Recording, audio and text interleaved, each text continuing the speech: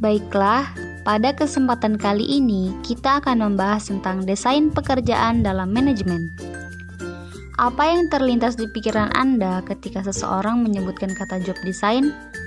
Atau apakah Anda mengetahui pengertian dari job design itu sendiri? Jika Anda belum mengetahuinya, mari disimak.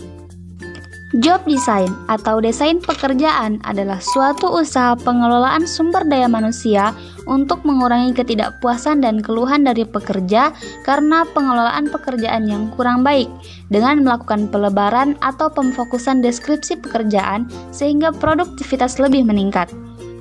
Atau secara sederhana, job design dapat diartikan sebagai proses seorang manajer memutuskan tugas-tugas tertentu untuk orang-orang dalam organisasi dalam rangka mencapai tujuan perusahaan.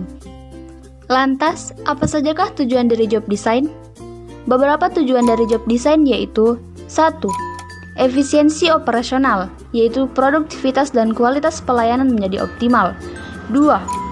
Fleksibilitas dan kemampuan melaksanakan proses kerja secara horizontal dan hierarki. 3. Minat, tantangan, dan prestasi menjadi optimal. 4. Tanggung jawab tim ditetapkan sedemikian rupa sehingga meningkatkan kerjasama dan efektivitas tim. Yang terakhir, integrasi kebutuhan individu karyawan dengan kebutuhan organisasi. Ada 3 elemen yang terdapat pada job design. Apa sajakah elemen-elemen tersebut? Elemen-elemen tersebut terdiri atas elemen organisasional, elemen lingkungan, elemen keperilakuan.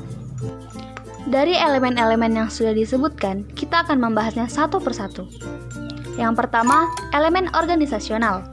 Elemen ini merupakan kegiatan mengkoordinir sumber daya, tugas, dan otoritas di antara anggota organisasi agar tujuan organisasi dapat dicapai dengan cara yang efisien dan efektif.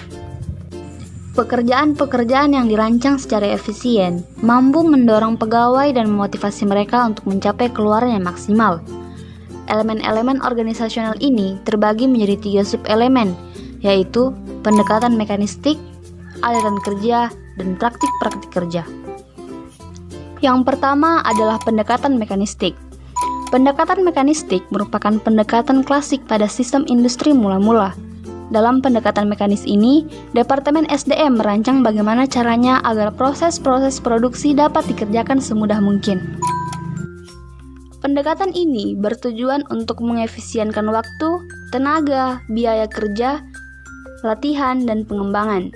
Teknik ini masih secara luas digunakan dalam operasi-operasi perakitan, dan terutama efektif bila para pegawai kurang berpendidikan atau kurang mempunyai pengalaman. Pada pendekatan ini, pekerja yang tidak betah lagi bekerja boleh keluar dari perusahaan, dan perusahaan juga mudah untuk mendapatkan gantinya. Apakah Anda mengetahui apa penyebabnya? Penyebab sekaligus alasan utamanya yaitu perusahaan tersebut tidak bergantung kepada pekerja. Kelemahan dari pendekatan ini yaitu perusahaan dapat mempekerjakan anak-anak yang seharusnya bermain, sekolah, sebagai tenaga kerja karena keahlian yang dibutuhkan sangatlah minimum. Yang kedua adalah aliran kerja.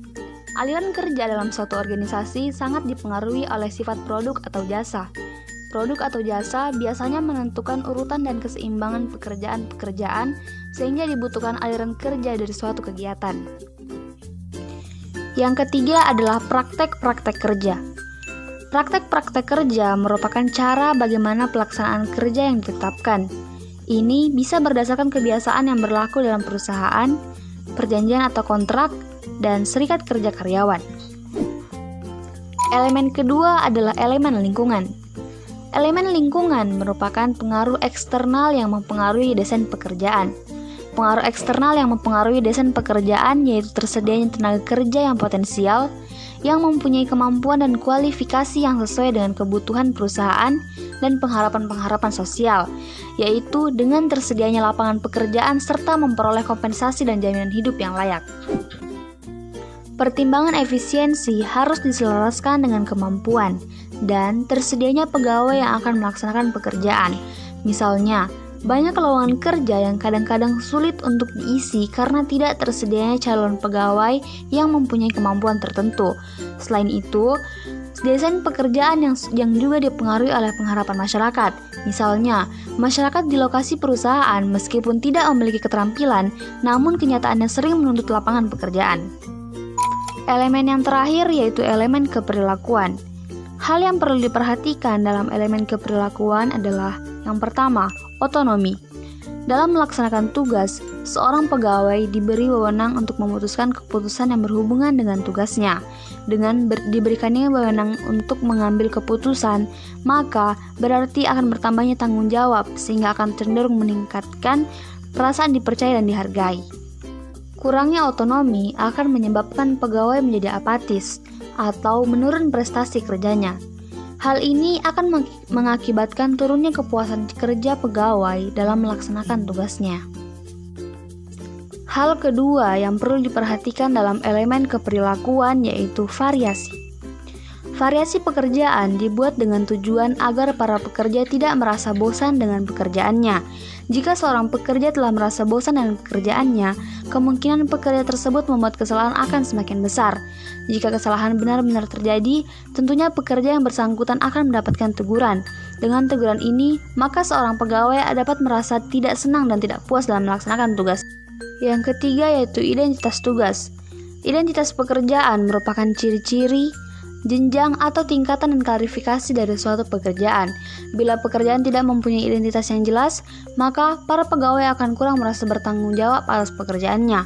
Hal ini berarti bahwa kontribusi atau sumbangan-sumbangan atau hasil pekerjaan para pegawai tidak tampak dengan jelas, sehingga kepuasan kerja dapat menurun. Yang keempat yaitu umpan balik. Umpan balik berupa nilai prestasi atas apa yang telah dikerjakan oleh seorang pekerja, hasil atau nilai prestasi kerja pegawai dalam melaksanakan tugasnya haruslah diberitahukan, sehingga dapat memperbaikinya atau dapat meningkatkannya, sehingga kepuasan kerja dari pegawai dapat ditingkatkan. Selanjutnya kita akan masuk kepada teknik desain pekerjaan. Apa sajakah teknik desain pekerjaan? Teknik desain pekerjaan yang pertama yaitu penyederhanaan pekerjaan. Pekerjaan dibagi-bagi ke dalam bagian-bagian kecil sehingga memungkinkan bagian-bagian tersebut untuk dikerjakan bersama-sama. Yang kedua yaitu rotasi pekerjaan. Untuk mempermudah seorang pegawai secara sistematis berpindah dari satu posisi ke posisi lainnya atau pekerjaan yang lainnya dalam organisasi, dengan ini dapat menjadikan pegawai tidak merasa bosan dan akan mengetahui pekerjaan yang telah dilalui. Tetapi, terdapat kelemahan yaitu produktivitas akan rendah karena setiap pegawai akan menyesuaikan diri terlebih dahulu setiap memasuki pekerjaan yang baru. Yang ketiga yaitu pemekaran pekerjaan. Pekerjaan diperluas sampai pada tingkat di mana bagian-bagian yang berkaitan erat dan saling mendukung diselesaikan oleh seorang pegawai atau bagian.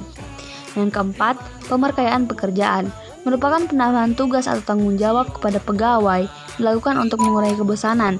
Program ini memberikan lebih banyak otorisasi untuk melaksanakan pekerjaan dan pengambilan keputusan serta meningkatkan tanggung jawab. Pembahasan selanjutnya yaitu analisis jabatan. Analisis jabatan merupakan suatu aktivitas untuk mengkaji, mempelajari, mengumpulkan, mencatat, dan menganalisis ruang lingkup suatu pekerjaan secara sistematis dan sistemik. Analisa jabatan akan mencoba mengupas suatu jabatan dengan memberikan jawaban atas suatu pertanyaan tentang apa yang harus dilakukan, bagaimana menjalankannya, mengapa pekerjaan tersebut harus dilakukan. Beberapa studi yang dapat digunakan untuk melakukan analisis jabatan yaitu kuesioner, menuliskan cerita singkat, pengamatan, dan wawancara. Materi selanjutnya yaitu deskripsi jabatan. Deskripsi jabatan merupakan hasil pertama dari analisis jabatan. Deskripsi jabatan dapat diartikan sebagai suatu statement yang teratur dari berbagai tugas dan kewajiban suatu jabatan tertentu. Deskripsi jabatan adalah penjelasan tentang suatu jabatan, tugas-tugas, tanggung jawab, wewenang, dan sebagainya. Penyusunan statement ini hendaknya bisa mudah dipahami. Susunan statement tersebut yaitu yang pertama, identifikasi jabatan, kedua, ringkasan jabatan, ketiga, tugas yang dilaksanakan, 4, pengawasan yang diberikan dan yang diterima, 5, hubungan dengan jabatan-jabatan lain, Keenam adalah bahan-bahan, alat-alat, dan mesin-mesin yang digunakan. 7. Kondisi kerja. 8. Penjelasan istilah-istilah yang tidak lazim. 9. Komentar tambahan untuk melengkapi penjelasan di atas. Dalam pembuatan deskripsi jabatan, bagian terpenting adalah menuliskan atau membuat tugas-tugas yang harus dilaksanakan untuk jabatan tersebut. Untuk itu, kita bisa mulai menyusunnya dengan mencoba menjawab pertanyaan-pertanyaan apa dan mengapa kita melaksanakannya. Itulah penjelasan dari desain pekerjaan dalam manajemen. Kurang dan lebihnya mohon dimaafkan. Sekian. Jangan kemana-mana, rumah baik, corona di luar, hati-hati be.